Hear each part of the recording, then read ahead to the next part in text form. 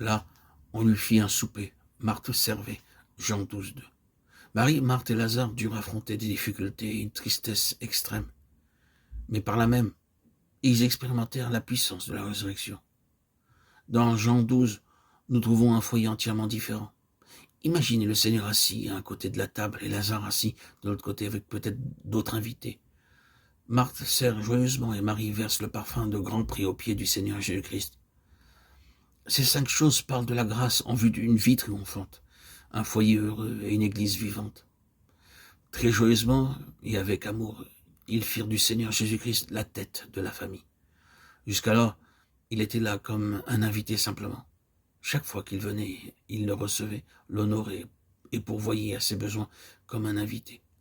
En ce temps-là, il n'était qu'un invité, mais maintenant ils savent par expérience qu'il est leur Seigneur, leur Sauveur, leur Créateur, et qu'il doit être la tête du foyer de leur vie, lui donnant ainsi la responsabilité de tout.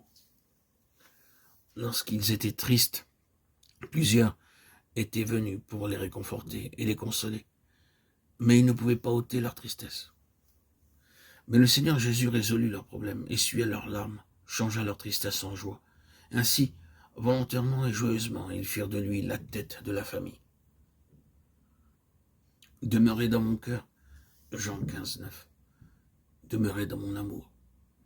Beaucoup de chrétiens considèrent le Seigneur comme la tête, mais la seigneurie du Seigneur Jésus n'est pas évidente dans leur vie.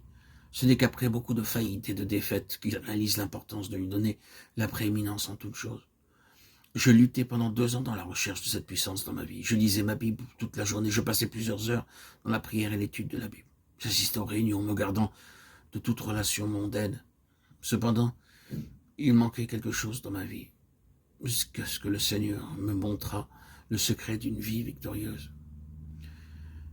Une nuit, le Seigneur me rencontra et dit, « Dis-moi, comment tes péchés ont-ils été pardonnés ?» Je dis, « Seigneur, j'ai reconnu que j'étais un grand pécheur et j'ai cru que tu es mort pour mes péchés et que tu me les as pardonnés. » Alors le Seigneur me dit, « Crois-tu que tu es l'être le plus faible qui soit, que tu n'as aucun pouvoir sur la chair ?»